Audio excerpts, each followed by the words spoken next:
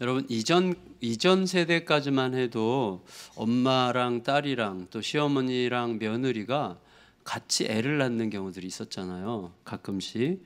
근데 인류 최초의 역사에서 출산은 여러분 지난번에 우리가 살펴본 바에 따르면 60대 중반에 처음 아이를 낳기 시작해서 거의 한 700년 이상, 800년까지 이렇게 아이를 낳는 그런 때였단 말이죠. 최초에. 그때 어떤 자연적, 물리적 환경들이 그런 일을 이룰 수 있었겠죠.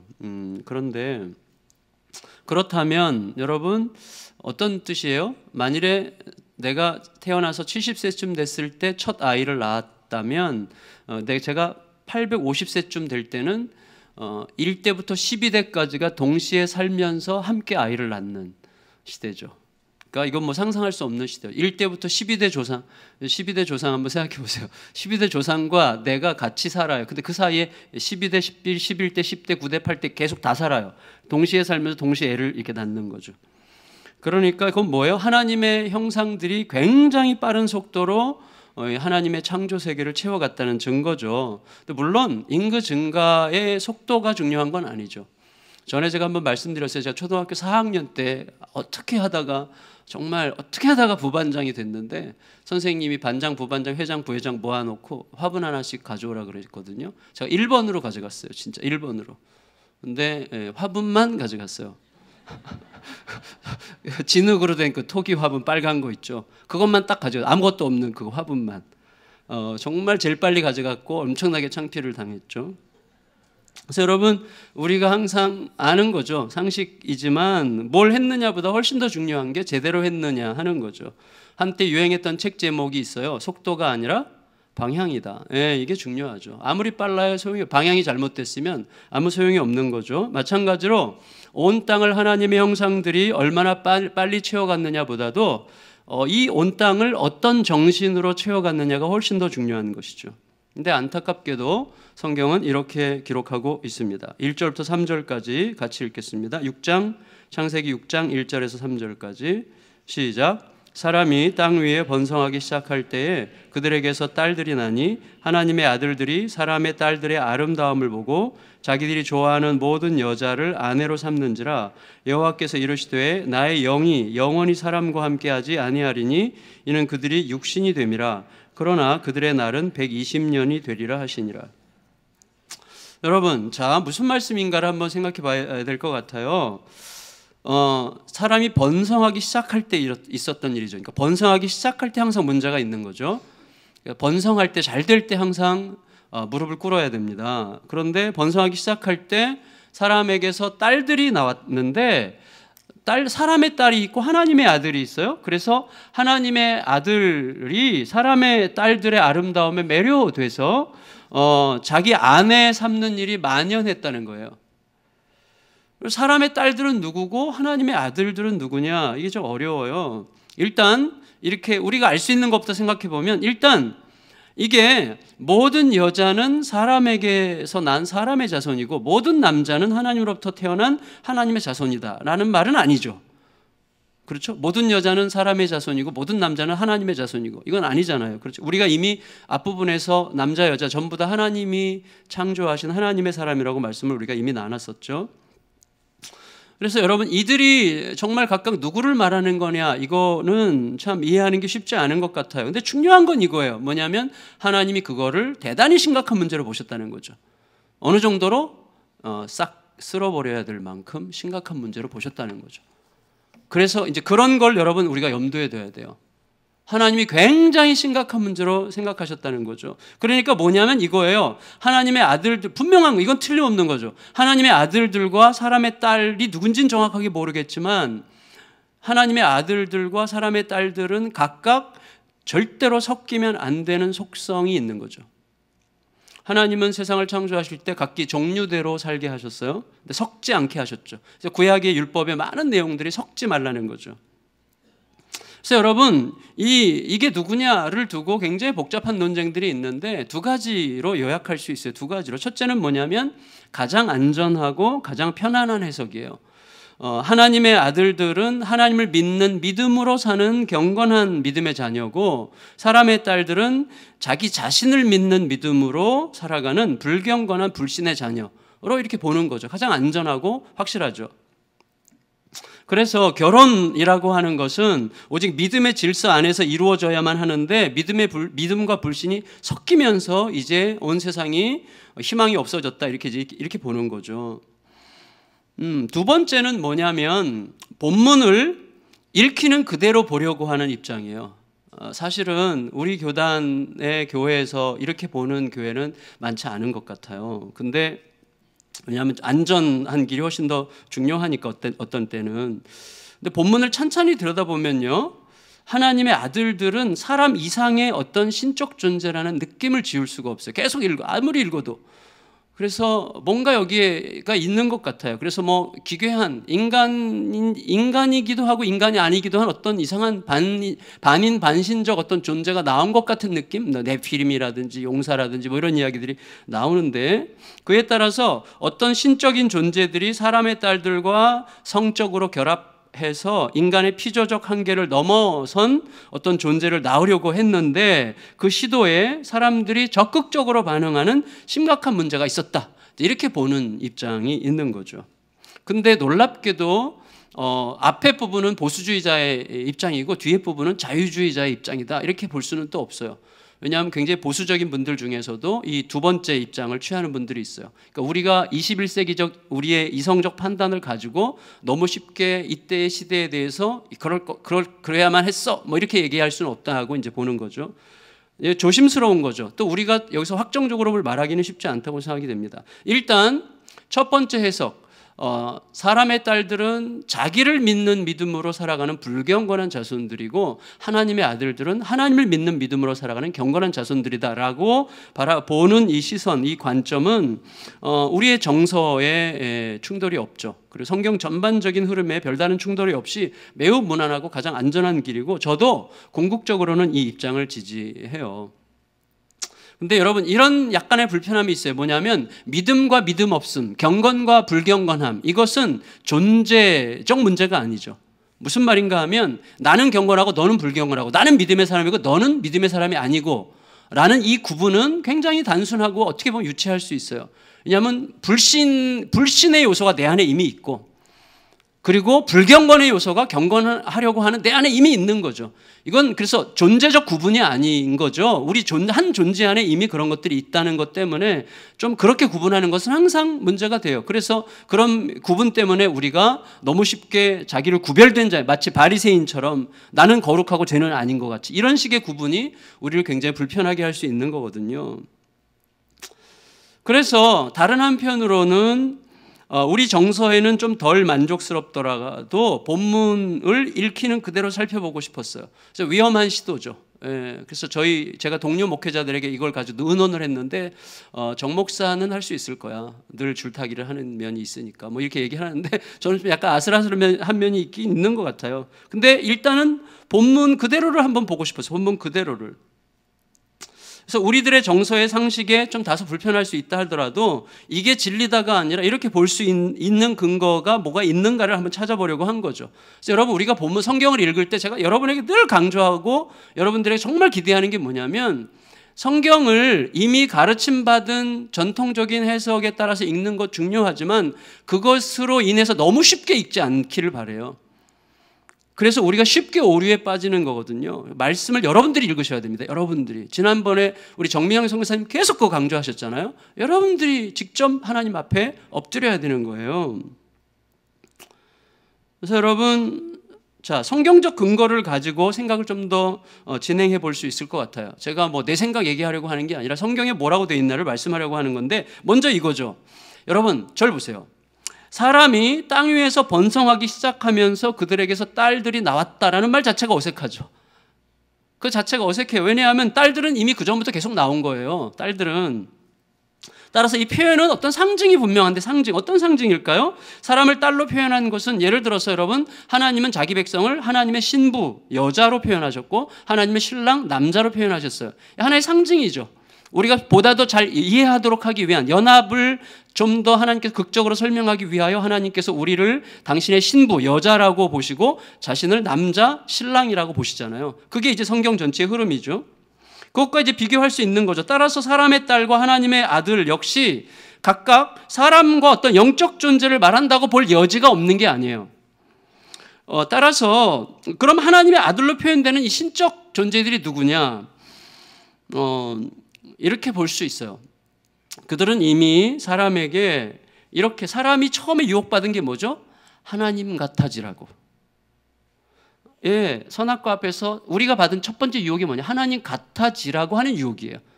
다시 말하면 사탄이 우리들을 알아요. 뭐죠? 우리 속에 하나님 같아지려는 욕망이 있다는 것을 알죠. 그래서 사람에게 하나님 같은 존재가 되려는 욕망을 품게 함으로 넘어뜨리려고 했던 에덴에 침입한 타락한 천사일 가능성이 있다. 이렇게 이제 볼 수 있어요. 그 근거가 뭐냐? 욥기 1장 6절에 보면 이런 말씀이 있어요. 같이 한번 읽어볼까요? 욥기 1장 6절 시작. 하루는 하나님의 아들들이 와서 여호와 앞에 섰고 사탄도 그들 가운데 온지라. 하나님이 계셨고 하나님의 보좌와 천상의 보좌 앞에 하나님의 아들들이 모여 있는데 거기에 사탄이 함께 끼어서 이렇게 있는 거죠. 사탄의 목표는 뭐냐면 처음부터 사람으로 하여금 하나님에 대한 믿음과 사랑의 질서, 이게 이제 우리가 있어야 될 자리잖아요. 그러니까 사람으로 하여금 하나님에 대한 믿음과 사랑의 질서 밖으로 벗어나서 반역자가 되게 하려는 데 있는 거죠. 그게 이제 사탄의 처음부터 의도죠. 여러분, 사탄이 그런 의도를, 그런 시도를 끝까지 멈추지 않는 것은 뭐예요? 사람의 아름다움에 대한 질투 때문이라고 생각합니다. 뭐냐면 사람은 아름다워요. 언제 아름답죠? 저에게 제 아내에게 제가 제일 아름다울 때가 언제겠어요? 남편다울 때죠. 저에게 제 아내가 제일 아름다울 때 아내다울 때죠. 근데 아내가 악마처럼 보일 때 있잖아요. 아름답지 않잖아요. 여러분, 사람이 아름다워요. 언제? 하나님의 질서 안에서 참 사람일 때. 여러분, 따라서 하나님의 질서에서 벗어난 사람들은 더 이상 사탄에게 매력적 존재가 아니에요. 왜냐하면 이미 사탄이 이미 간 길을 따라가는 것뿐이기 때문에 그렇게 매력적인 존재가 아닌 거죠. 그래서 여러분, 귀신도 모르게 살아가는 건 좀 문제가 있어요. 여러분, 귀신이 좀 알아야죠. 예, 우리가 귀신이 긴장하는 존재가 돼야지. 내버려둬도 상관없어요. 어차피 내버려둬도 자기가 가는 길 다 따라가고 있으니까 관심이 없어요. 사탄이 관심 둘 필요가 없는 존재. 오늘날의 크리스찬들이죠. 별로 필요 없어요. 사탄이 간 길을 다 따라가고 있으니까. 그러니까 여러분, 하지만 하나님의 질서 안에 신실히 거하려고 하는 자들에게는 뭐가 있어요? 사탄이 영원토록 상실한 믿음과 사랑의 아름다움이 있는 거죠.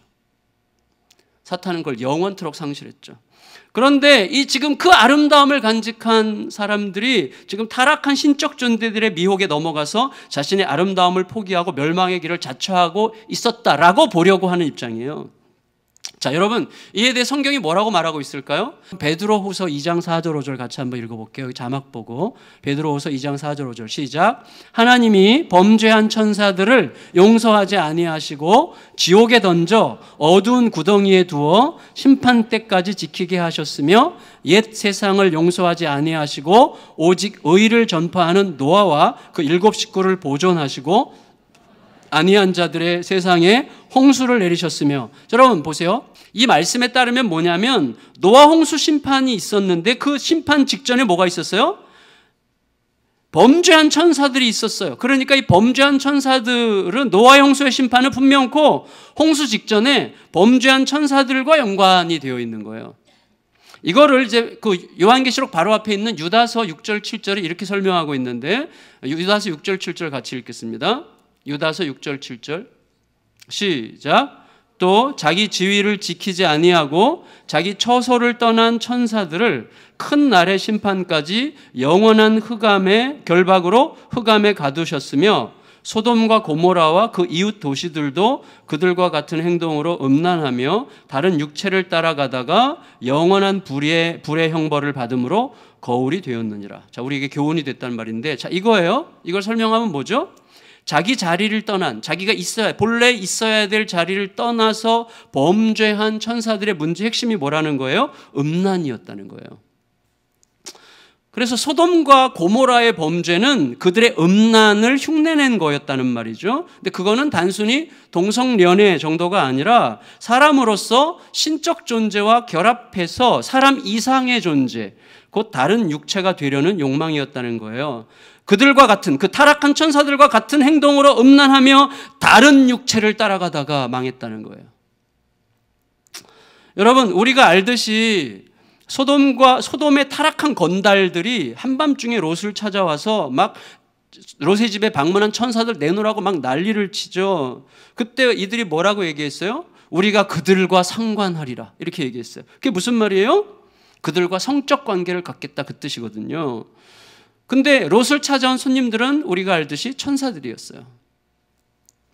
여러분, 따라서 우리 21세기적 이성과 판단으로는 난감하기 짝이 없을지라도 홍수 이전, 이 말씀을 그대로 받는다면 홍수 이전의 타락한 천사들의 문제는 음란에 관한 문제였고 홍수는 그것과 굉장히 밀접한 관련이 있었던 게 분명하다는 거죠. 그리고 거기에 믿음의 자녀들까지 자기의 아름다움을 버리고 하나님의 질서 안에 믿음과 사랑의 방식으로 존재하는 그 아름다움을 버리고 적극적으로 이 유혹에 응했다는 거예요. 그래서 인간에게는 끝없이 어떤 인간 이상의 존재가 되고자 하는 욕망이 있고 사탄은 그걸 이용해서 사람을 넘어뜨리죠. 그래서 여러분, 어쩌면 그 욕망 때문에 뭐가 나왔어요? 슈퍼맨, 배트맨, 아이언맨, 버드맨, 심지어 번개맨. 다 나오는 거예요. 이게 뭐예요?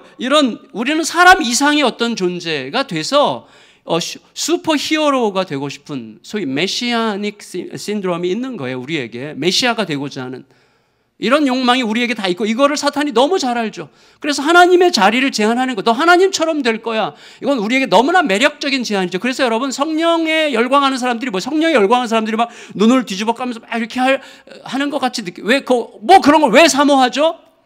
어떤 평범한 인간 이상의 어떤 존재가 되려고 하는 열망에 의해서 촉발되는 거예요. 굉장히 무서운 거죠, 그거는. 그런 욕망이 우리들에게 있는 거죠. 그래서 수많은 사람 이상의 사람인 이 어벤져스, 세상의 악을 구하려고 하는 이 메시아거든요, 어벤져스가. 어벤져는 복수자인데 그냥 개인 복수자가 아니라 어벤져는 뭐예요?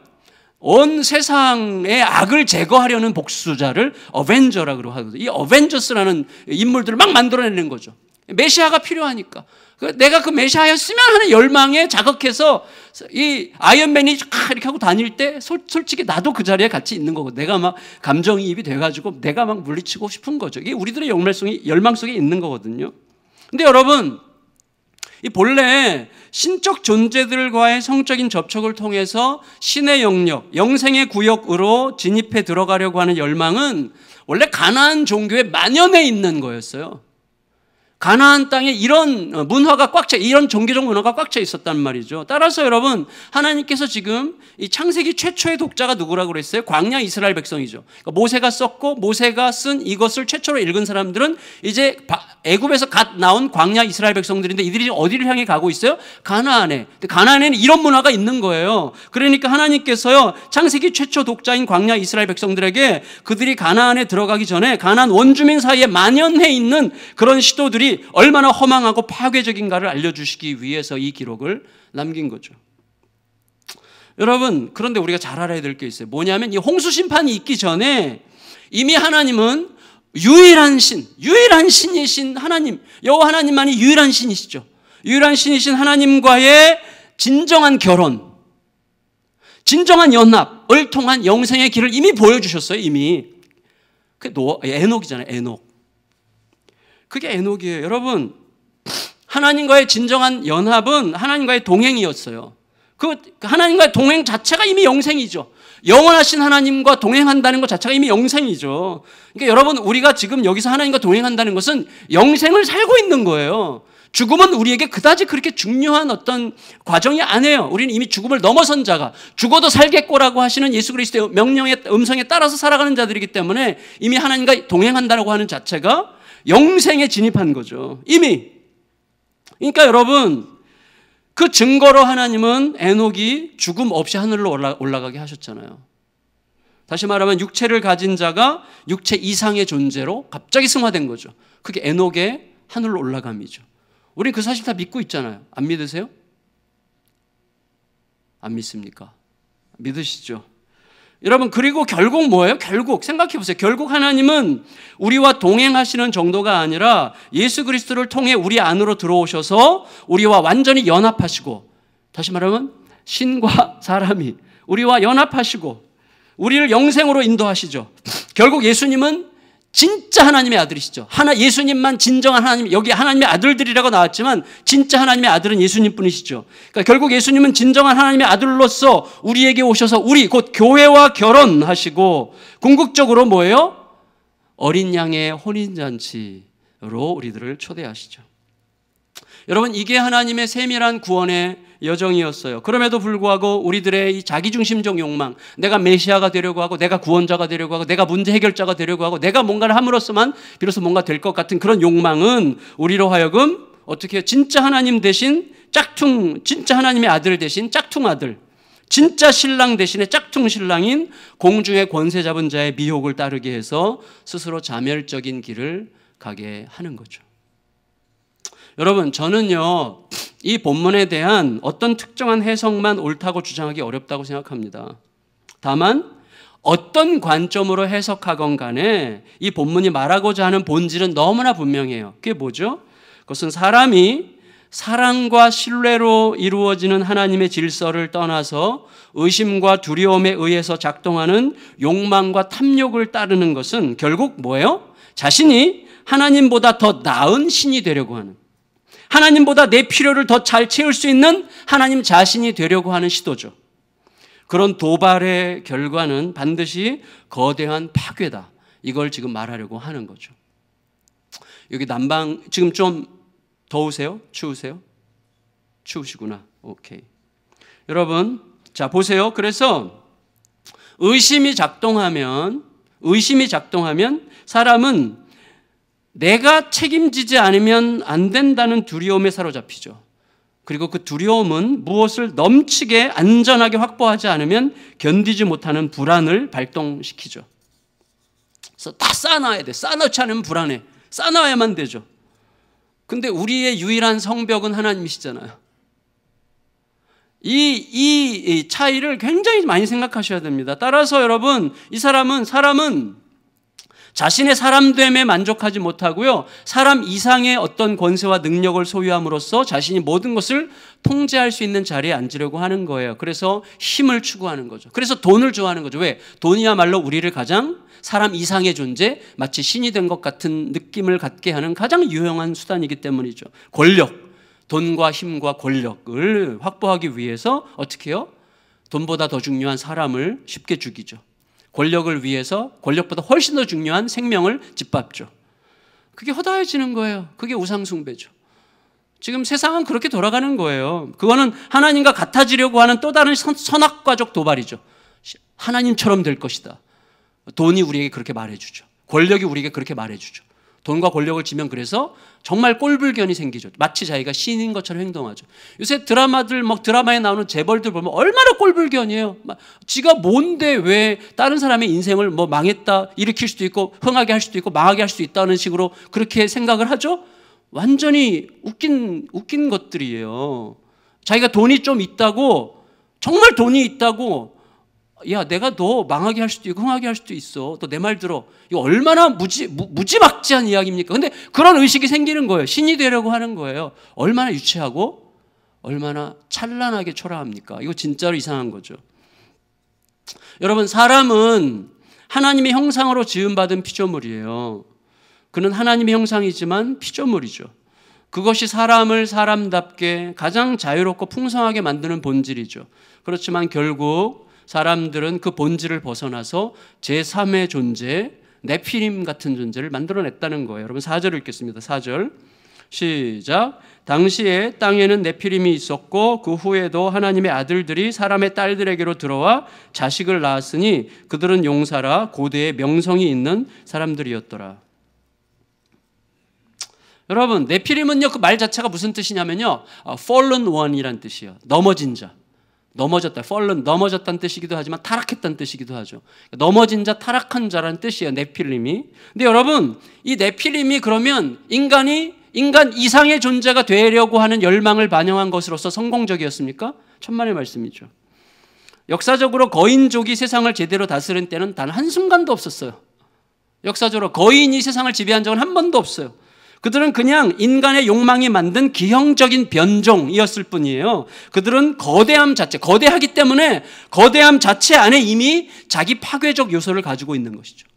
교회가 거대해지려고 하면 거대해지려고 하는 그 거대함 속에 이미 자기 파괴적 요소가 들어오는 거예요. 생명력이 사라지게 돼. 왜? 교회는 예수의 생명인데 예수 생명 대신에 조직과 돈과 그 다음에 사람의 힘이 이걸 다 돌릴 수 있게끔 변형되기 시작하는 거거든요. 거대함 안에 이미 자기 파괴적 요소가 있는 거예요.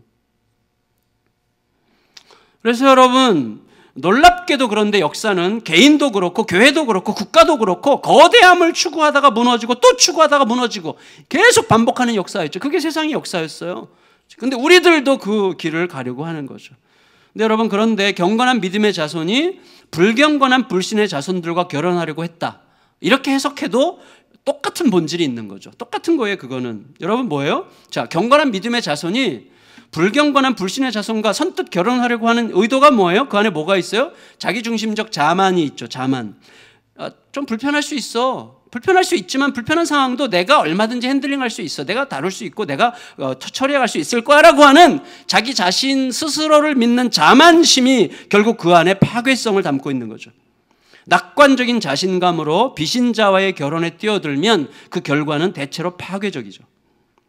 여러분, 비신자와 결혼했다가 남편을 그리스도께로 인도한 분들 정말 대단한 분들이죠. 존경합니다. 여러분, 그런데 저는 지금 비신자와의 결혼은 절대적으로 불가하다라고 말하려는 게 아니에요. 대신에 그것이 내 마음에 어떤 더 객관적으로 나은 조건을 취하려고 하는, 내 욕망을 이루려고 하는, 그걸 막연히 기대하는 자신감에서 촉발한 것인지 아니면 정말로 하나님의 이끄심인지를 진실로 충성스럽게 물어본 적이 있던가, 이거를 여러분에게 되묻고 있는 것입니다. 여러분, 자신감에 의한 편법에는요 반드시 파괴성이 있어요.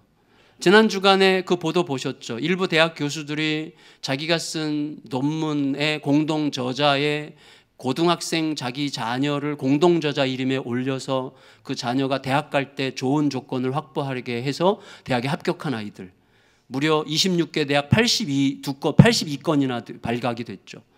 얼마만큼 이게 드러날지 모르겠지만, 그래서 법정에서는 이게 사실이 발각될 경우에 입학 취소하겠다, 이렇게 나왔어요.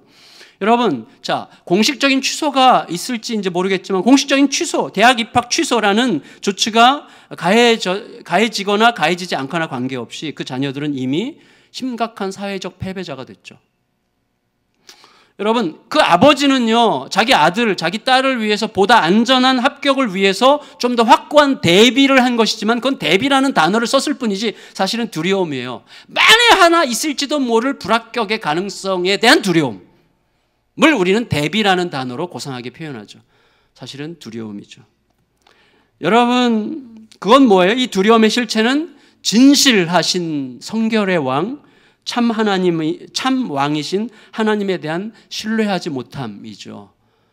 그게 두려움이죠. 여러분, 따라서 우리는 이렇게 말할 수 있습니다. 하나님의 사람들에게 가장 비천하고 초라한 일은 하나님이 흘려보내신 사랑이 아니라 이해관계에 따라서 정략적으로 결혼하는 거죠. 이게 너무나 초라해요. 좀 더 나은 조건을 얻기 위해서 정략적으로 좀 더 예를 들어 제가 직업적으로 좀 더 목회자로서 돈을 못 벌 것 같으니까 돈 잘 버는 여자랑 결혼하려고 했단 말이죠. 제가 목회를 해도 마음껏 할 수 있는 여자랑 결혼했다면 저는 정말 초라한 인간이죠. 다시 말하면 하나님보다 현실의 조건을 더 신뢰한 거잖아요. 정말 초라한 거죠. 여러분, 그것은 결혼뿐만 아니라 삶의 모든 선택에 관한 문제예요. 여러분, 그건 하나님이 아니라 내 욕망과 내 자신감을 자기 왕으로 삼는 것이고, 자신의 노력과 힘으로 현실을 극복해 갈 수 있다고 하는 오만함을 숭배하는 거죠. 그것은 하나님만이 줄 수 있는 평화, 하나님만이 줄 수 있는 안정감, 하나님만이 줄 수 있는 기쁨을 하나님이 아닌 다른 어떤 것들을 통해서 얻으려고 하는 우상 숭배죠. 그 우상에는요 궁극적이고 영속적인 본질이 없기 때문에 그것들은 결국 우리들을 무의미함이나 파탄으로 끌고 가게 될 것입니다. 여러분, 그런데 결혼에 관해서 우리가 생각해야 될 게 있어요. 결혼. 하나님은 처음부터 결혼을 떠남으로 시작하게 했어요. 떠나라 그랬죠. 떠나라. 부모로부터 떠나서 연합해라 그랬죠. 근데 여러분 부모로부터 떠났지만 여전히 부모에게 매여 있는 사람이 얼마나 많습니까? 그러니까 이건 물리적 떠남을 얘기하는 게 아니에요. 부모로부터 떠났어요. 물리적으로. 또 가치관과 질서, 부모의 습관, 부모의 삶의 방식으로부터 떠났어요. 다 떠났어. 그런데도 떠나지 못한 거예요. 왜? 자기 욕망에 사로잡혀 있으면 그건 떠난 게 아닙니다. 여러분, 결혼은 뭐냐면 결국 내 욕망의 질서, 자기중심적 욕망의 질서를 떠나서 하나님의 질서와 결혼하는 거예요. 그게 결혼이지, 단순히 부모를 떠났다고 해서, 부모의 사고방식과 부모의 삶의 방식을 떠났다고 해서 떠난 게 아니라 내 자기중심적 욕망으로부터 떠날 때 비로소 떠남이 이루어지는 것이죠. 하나님의 질서 안으로 들어가야 되는 것이죠.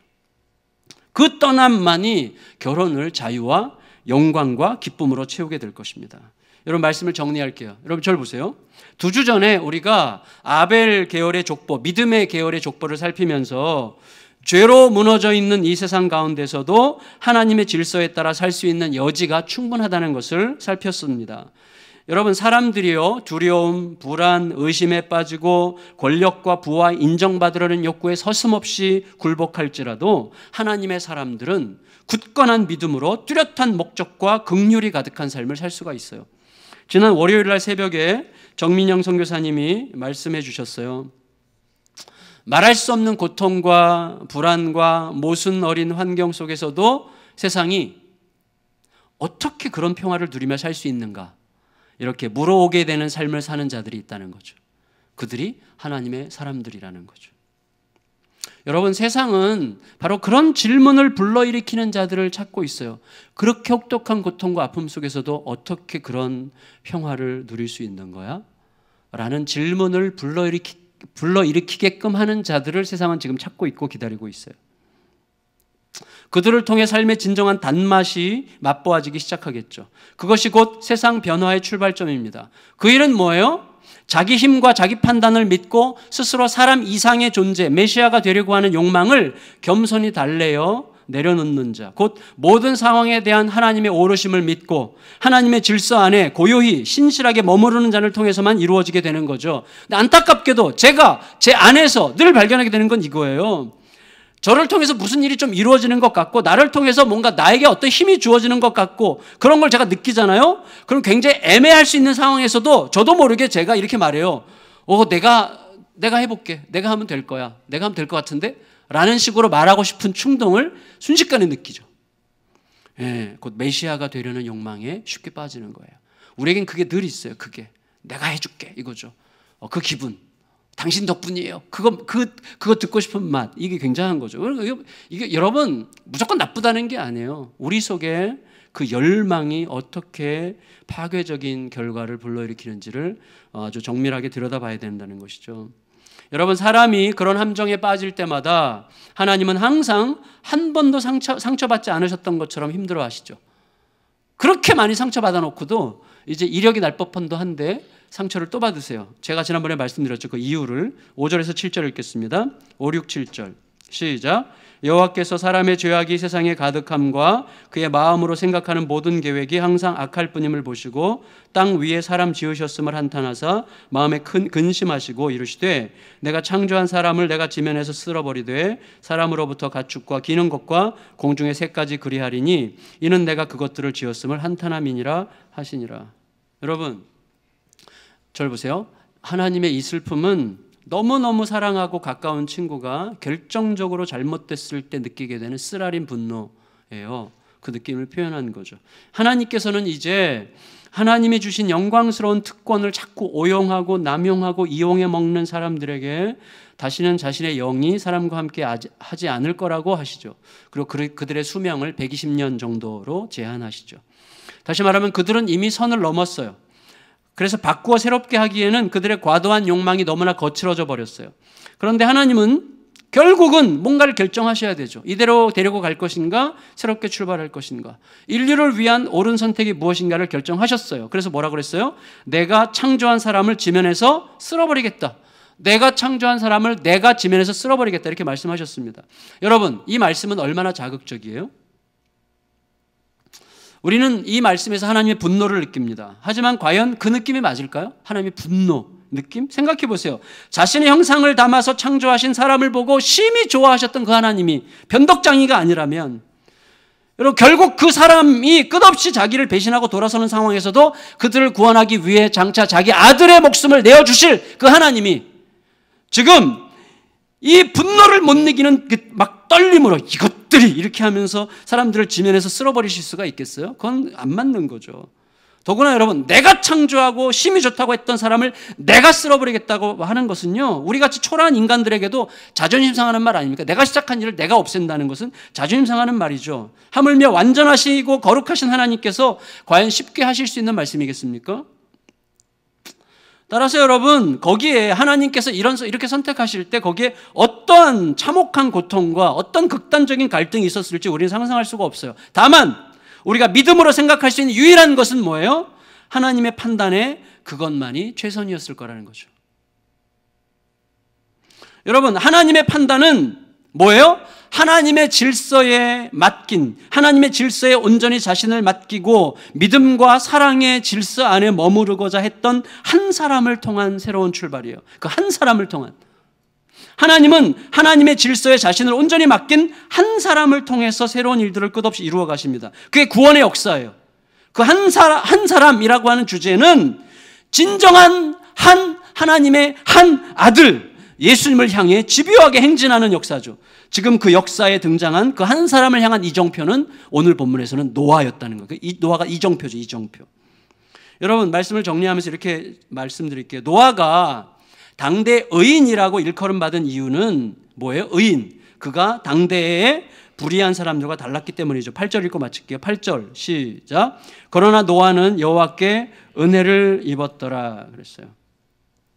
여러분, 자, 당대의 불의함에 대해서 노아 홍수 직전의 사람들이 어떻게 불의하게 살았던가에 대해서 마태복음 25장 말씀은 이렇게 우리에게 증언하고 있어요. 예수님께서 하신 말씀인데 예수님께서 이렇게 말씀하시죠. 같이 읽겠습니다. 시작.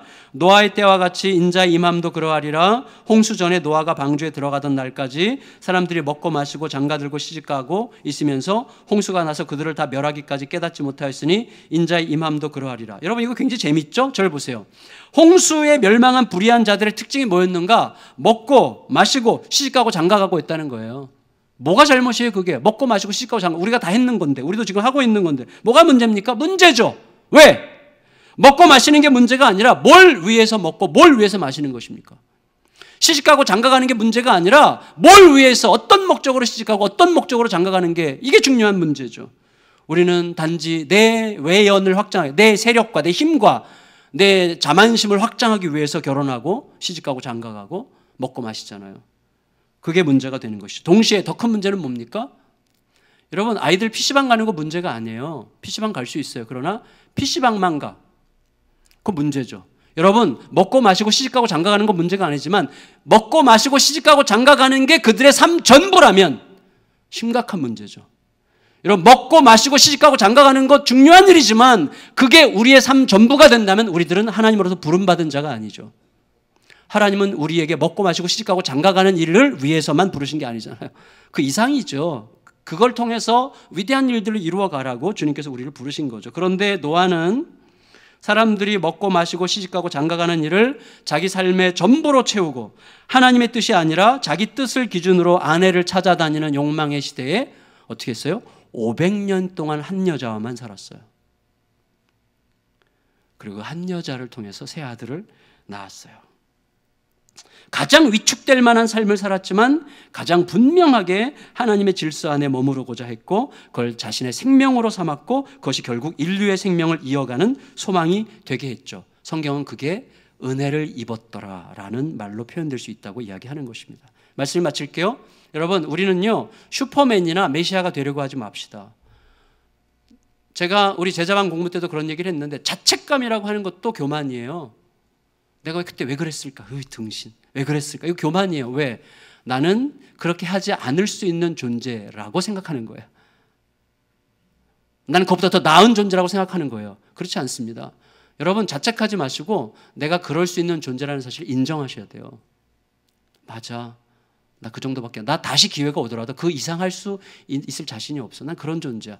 중요한 것은 그런 나를 하나님이 받으셨다는 거지. 이게 우리가 가야 되는 길이에요, 여러분.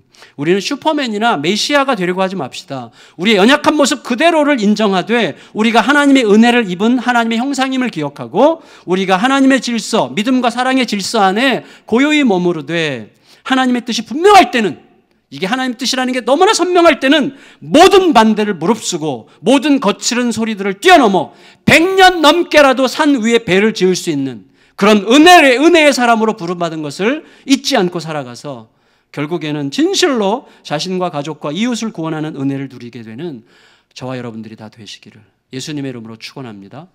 축원합니다. 일어나셔서 믿음으로 서리라 찬양하겠습니다.